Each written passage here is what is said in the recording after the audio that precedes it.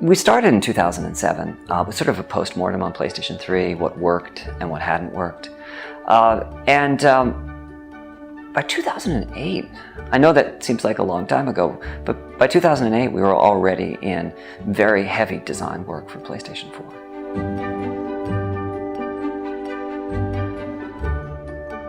Well, we wanted to make sure that that PlayStation 4 was a powerful hardware, but we also wanted to make sure it was an accessible hardware, meaning that the game creators could focus on their vision for their titles and not get bogged down with technical details.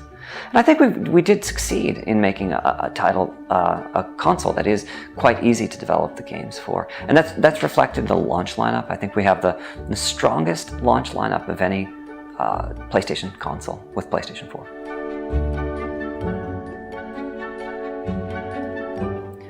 I can't call out the teams by name that were particularly helpful, but they were the teams that were the most outspoken. Adam Boyes talks about tea and crumpets, and that's his term for when you're having a meeting and everybody's being oh so very polite. And those meetings are pretty much useless if you're trying to get feedback, because you don't want to hear how happy people are that you're coming and visiting. You want their criticisms of your work. You want to hear what it is you need to do to make the console more suited for their needs. I'm very excited that the hardware is indeed very accessible to the developers. Because it's got a familiar architecture, we're now seeing a whole bunch of indie titles coming over from the PC world, which if it had been something much more complex to deal with, I don't think we'd be seeing. The origin of having both roles is I had a conversation with Akira Sato, who was chairman of Sony Computer Entertainment at the time, about whether or not I should even continue making games. And his advice was a lot of my long-term value to the organization was because I was making games, and if at all possible, I should keep doing so. Well, certainly it was a lot easier to make Knack than it would have been on other platforms. I think we saved about a year from our development as a result of doing it for PlayStation 4. As for what specifically is next-gen about the title, the character is based on a 5,000 object physics simulation. I'd say that's probably the most PS4-focused feature in the game. So when we started making Knack, the idea was that the character would be an effect.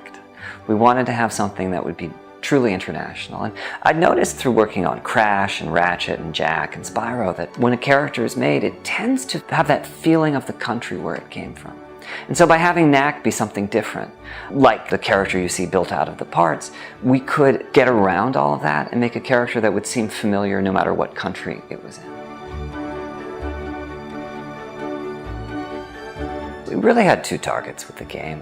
One was core gamers looking for an old school challenge, people who had played and enjoyed Crash Bandicoot or Sonic the Hedgehog back in the day. And those are brutally difficult games. Crash Bandicoot, despite its 2-button control scheme, was very, very difficult to finish. So we knew that on a hard difficulty setting, Knack needed to be a tough game to beat. The other audience we were going after was light or beginner players. I knew that there would be quality core games at launch, Killzone and the like for that predominantly male core gamer, but I just wanted to make sure there was something for the rest of the family, sons, daughters, spouses, and the like. As a gamer, I have a weakness for JRPGs. Recently though, I've been going through the back catalog of the smaller titles. I was playing Limbo, and alternating that with big stuff. Right now I'm about 3 hours into The Last of Us. I think one of the big phenomena we're going to see is the blurring between single player and multiplayer. We saw a lot of this at the Ubisoft press conference, games where you'd be playing solo and then suddenly you'd be playing co-op and then you go back to playing solo again. I think another thing we're going to see is living worlds. When we were touring the developers, a lot of them had the same vision for the future, that because there's a hard drive in PlayStation 4, they'll be able to update the game daily, weekly, monthly, which means every time you go back to play it, there'll be something new to experience, new missions, new places to explore, and the like.